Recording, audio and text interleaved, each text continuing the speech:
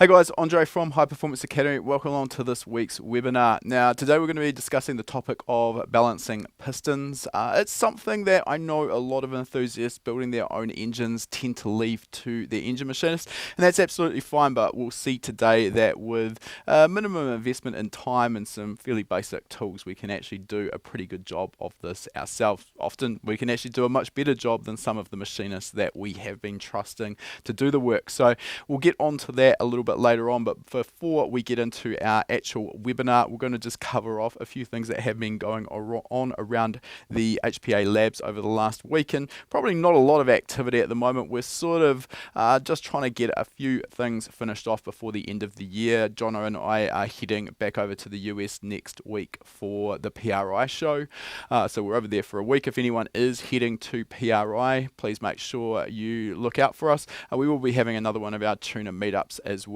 So for any of our members, we will be announcing on our forum what exactly the details are for that tuner meetup as soon as we've got the details. Now, you'll be aware of the modifications we've been making to our Toyota 86 race car over the racing series. Particularly, we've been competing in the South Island Endurance Series here in New Zealand. And for those who have been following, you'll know that really we actually haven't had a huge amount of success so far. 3 rounds that we competed in, and basically at least 2 of those, it sort of ended up being a bit of a case of what could have been. So what we're trying to do next year is basically formulate a plan so that we're going to have, hopefully, a nice reliable race car, and we can get to the end of our meetings in style. Hopefully on a podium as well, but that remains to be seen. There are a couple of areas that we need to focus on. One of them is obviously some of the reliability aspects, and again, for those who have been following, you'll know that we had a huge amount of trouble with our rear axles, and we've had a few comments come through. I don't think we've been maybe particularly clear on exactly the turn of events that we went through. So with our other Toyota 86, where we're running the Turbo FA20, around about that same sort of 350 odd wheel horsepower, 380 wheel horsepower vicinity. We've had a set of Driveshaft Shop, I think they're the 600 horsepower rated axles in the back of that, for probably about 4 years now, and never had a single issue once we fitted those axles. So that was great. Obviously, with the V8 powered Toyota 86 race car, we wanted a similar sort of reliability. That car came to us with a set of Driveshaft Shop 600 horsepower axles in the back of it. We found that we were basically cooking the grease in the outer CVs, and as soon as that got really hot, it sort of ran out of the CV, melted through the boots, and did all sorts of nasty stuff. And when there's no grease left in there to lubricate, understandably the CV doesn't last too long. So we went through some iterations there of learning a lot about CV grease. Not a very exciting topic. Turns out though that you do need the right CV grease in a race car if you want it to be reliable. Anyway, one of the steps we took here was to upgrade to Driveshaft Shop's 1000 horsepower rated axles. Now, these actually come with a larger bearing that bolts into the outer hub, allowing for a larger spline through the hub, basically allowing everything to be larger in diameter and obviously much stronger. The bars themselves are made out of a stronger material as well, 300M. Should be pretty well indestructible, particularly given the fact that we're not drag racing this car. There's not a huge amount of shock loading on the axles, given that we aren't starting from a standing start either. So thought that was going to be the end of all of our troubles.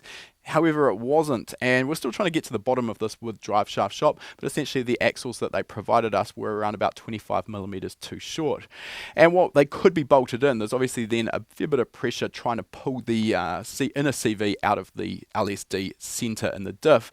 And of course, then we had issues at a couple of rounds where the inner CV would pop out and obviously start an oil leak. So we got to the bottom of that, found out that where the issue was with the bars being too short, and finally Driveshaft Shop came through and provided us with a set of longer bars, and that should now hopefully again be the end of our problems with our axles. So the drivetrain we're hoping should be pretty reliable. We're still working through some suspension issues that we talked about last week with SPL parts, so we'll let you know once we've got a little bit more on that. But assuming that we can get a drivetrain that's nice and reliable, we've sort of gone through ideas of adding wider wheels, going to a wide body kit on the car, this sort of thing. But there's a huge amount of expense and time that goes into that. We've also got 3 sets of wet sport wheels for the car at the moment, and obviously we've got tyres for those wheels. We don't really want to have to go and throw those all away and go to a wider set of wheels with another huge outlay in terms of expense. So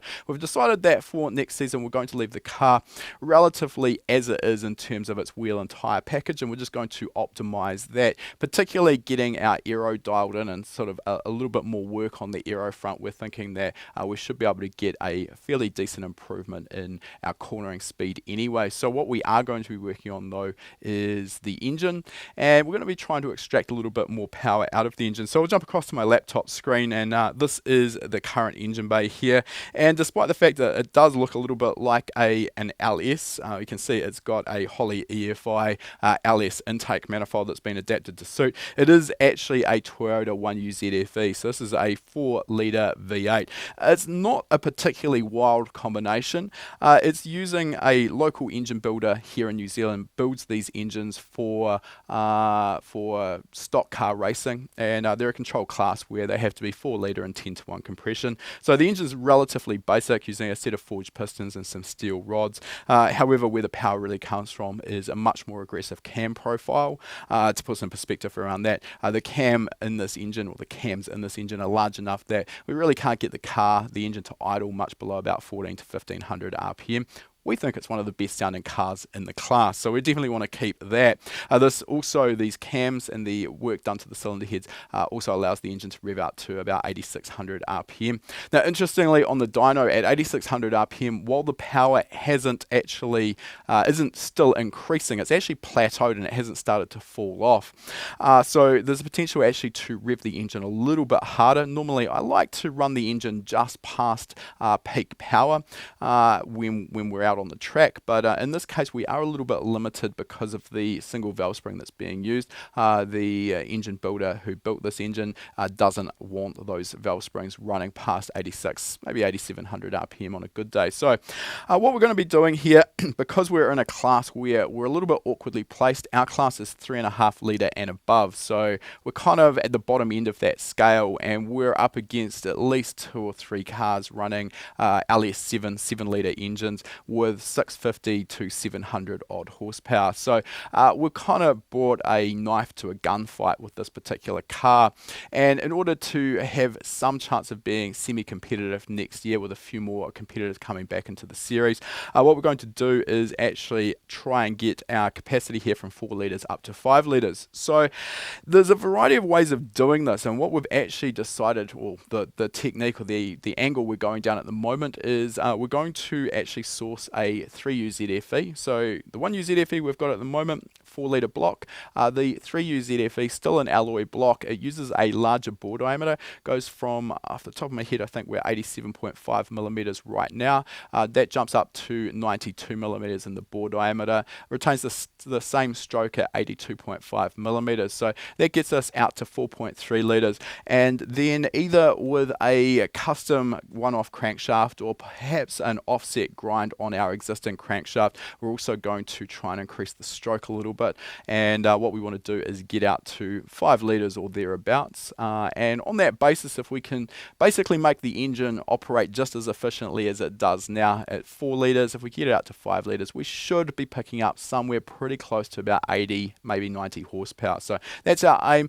At the same time, the engine builder that actually builds these engines, we're obviously going to be building our new one in-house, but the engine builder who does these has an in-house 5-axis CNC. They do a lot of custom bespoke parts, and they've had a lot of requests for a set of individual throttle bodies, and if everything works out and the stars align, we're hoping that we'll be able to use a set of those, at least in some dyno testing, and see how that works out, see if there is actually an improvement from going to a set of 8 individual throttle bodies, albeit for our purposes we will be retaining drive-by-wire throttle. So pretty exciting there. Obviously, if that all goes to plan, we should have a car that's a little bit more competitive, albeit adding another 80 to 100 horsepower, given that we are still retaining that relatively small tyre footprint, is going to make the car just a little bit more tricky to drive.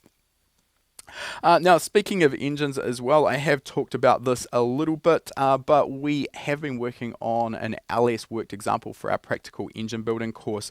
So I'll jump across back to the laptop screen, and this is the state of the engine at the moment. It's actually sitting just off shot to the side of me here. So this is an LS1 that we sourced. It was a pretty tired looking wrecking yard engine, actually in pretty bad condition when we finally got delivery of it. However, we managed to get our engine machinist to clean that up. The whole block's actually been vapor blasted, which is a great way of cleaning up aluminium castings, particularly if you've got an old piece of aluminium casting that's been stained with oil, dirt, grease and debris. It's really, really hard to get a good finish on that. And while sandblasting or media blasting is another way of doing it, that actually tends to open up the pores in the aluminium. And I've found, at least anyway, after something's been media blasted, even just touching it basically straight away, it's going to get dirty again. The other problem with the media blasting is really, really hard to be thorough and make sure that you've got all of that media removed. So the vapor blasting does a great job of that.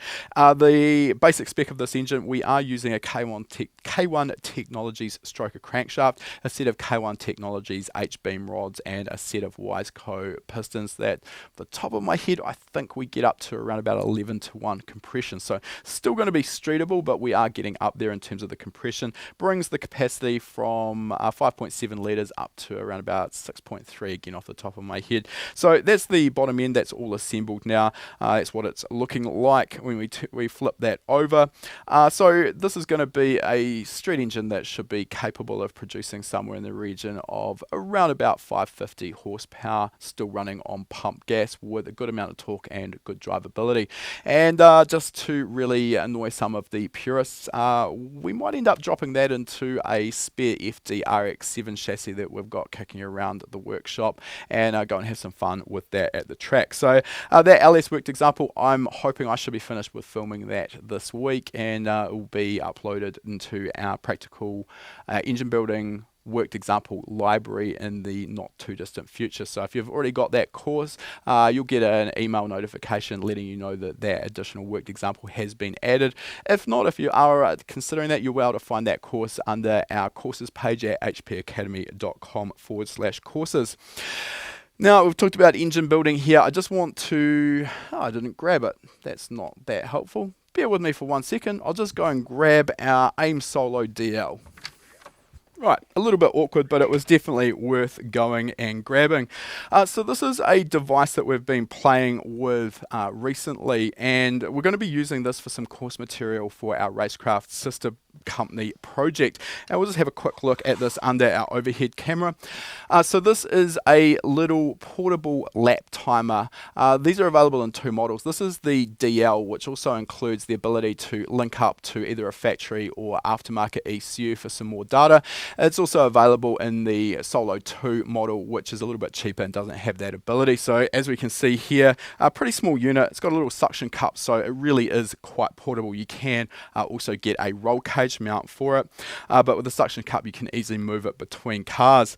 And we've been using this on our Toyota 86 just to get a feel for how easy it is to use and the data that we get off it. One of the nice functions with it is that for a simple installation, basically everything is enclosed in the one unit. So it's got a 3-axis G sensor and it's also got GPS. So it will do track or lap timing for you. It'll do track mapping, and obviously it can look out for your speed using GPS, and it can also log your lateral, longitudinal and vertical G-forces. So even with those basic inputs there, nothing coming from your ECU, that's a really powerful device that's going to give you the ability to do some pretty in-depth analysis of your lap times and your driving. And then of course if you go to the DL model and you go to the trouble of hooking that up to your ECU, which isn't a lot of trouble to be perfectly honest. It communicates via CAN, so this needs power and earth anyway, and then CAN high and CAN low, and you're good to go.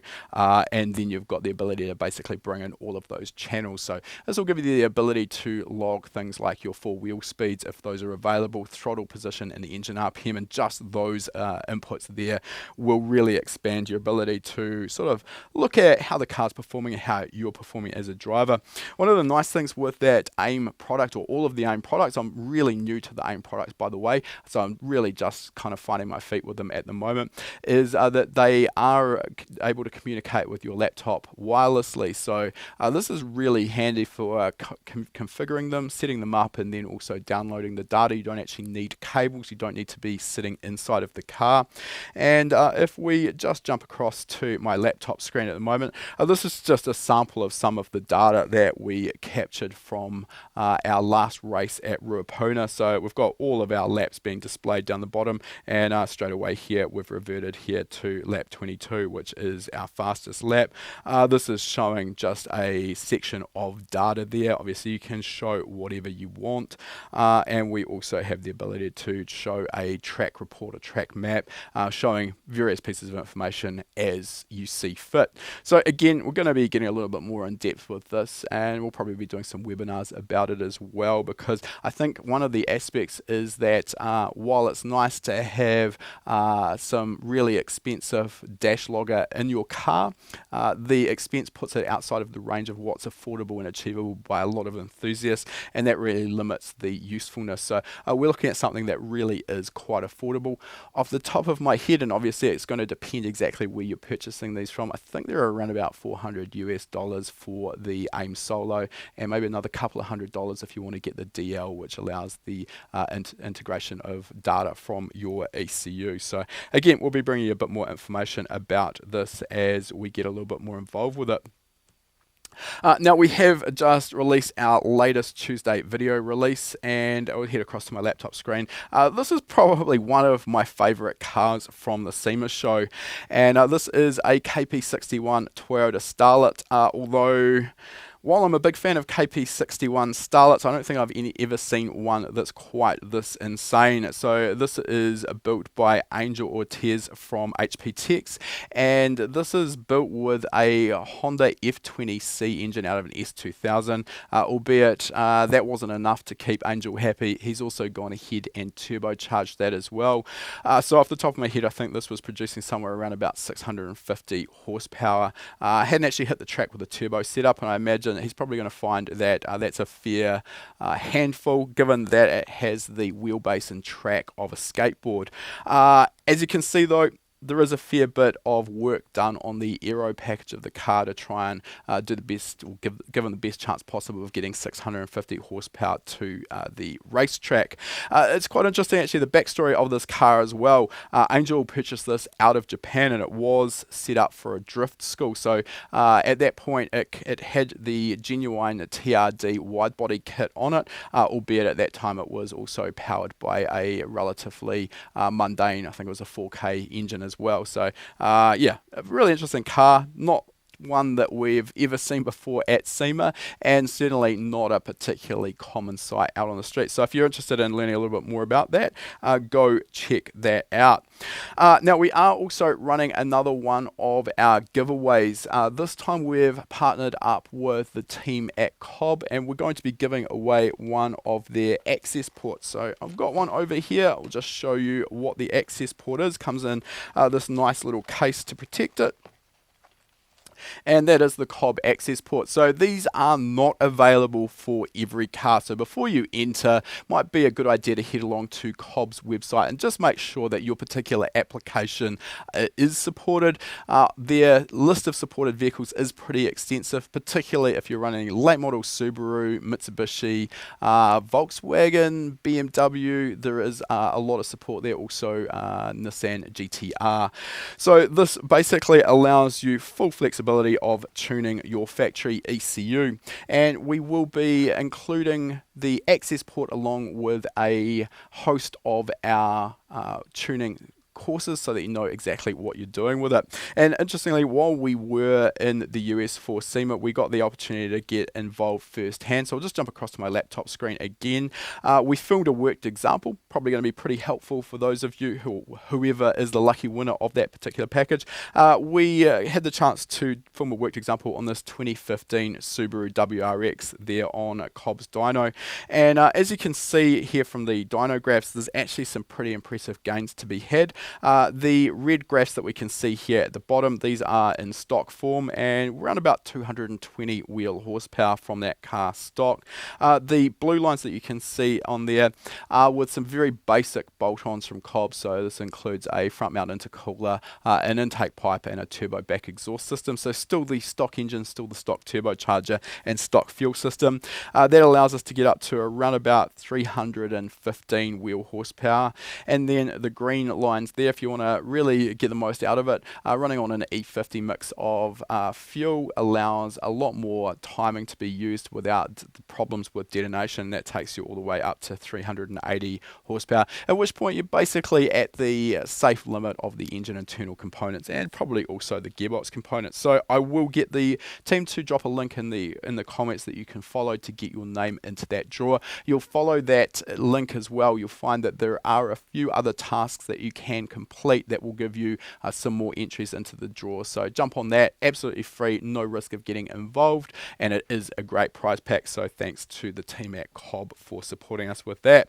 All right, lastly, before we get started with our webinar, I just want to mention that we are just about at the end of our VIP deal. So I just want to cover that off again. So our VIP deal, if you have been considering learning with High Performance Academy, this could be the perfect opportunity for you, particularly if there are a range of courses that do take your fancy.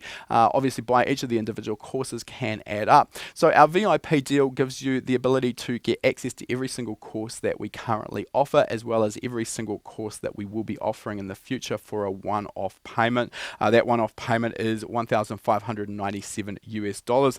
Now, we know that that is a fair chunk of cash, so in order to try and make it as affordable as we can, we do offer a payment plan. So you can see here, you can click the Purchase Now button, or alternatively, you can split your payments up. And with the split payment method, you have the ability to split that payment up over as many as 16 weeks, bring it down to just a touch under $100 US a week. So at the moment as well, if you jump on it really quick, you'll see up the top here, we have a $70 off coupon for our Cyber Monday deal. If you're watching this after it's aired live, sorry, that might not be the case, but if you are on the fence, this is a perfect time to jump in and grab that package.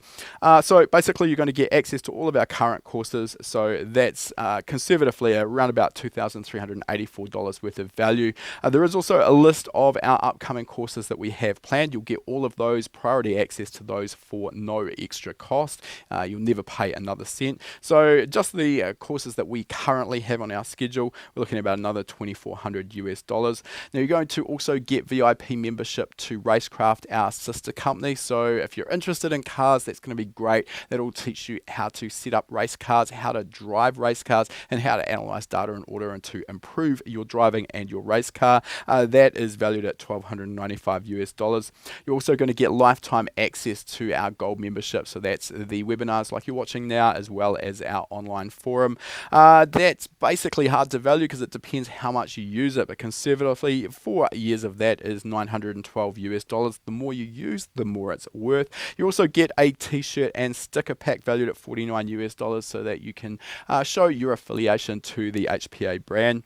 So the total value there, looking at approximately $7,000 US, and as I say, one-time fee there, $1,597 US. Use that payment plan. You can break it down into 16 weekly payments, just under $100 US a week. And even if you use our payment plan, you still get instant access to all of that course material. So it is a great deal. We only have 37 of those left, and this deal is only going to be running for another 12 days. So if you're on the fence about that, jump in, take a look. I'll get the team to drop a link in the comments that you can follow. All right, that brings us to the end of our pre-show. If you'll just give me a couple of moments, we'll get started with today's lesson. Thanks. If you like that video, make sure you give it a thumbs up, and if you're not already a subscriber, make sure you're subscribed. We release a new video every week. And if you like free stuff, we've got a great deal for you. Click the link in the description to claim your free spot to our next live lesson.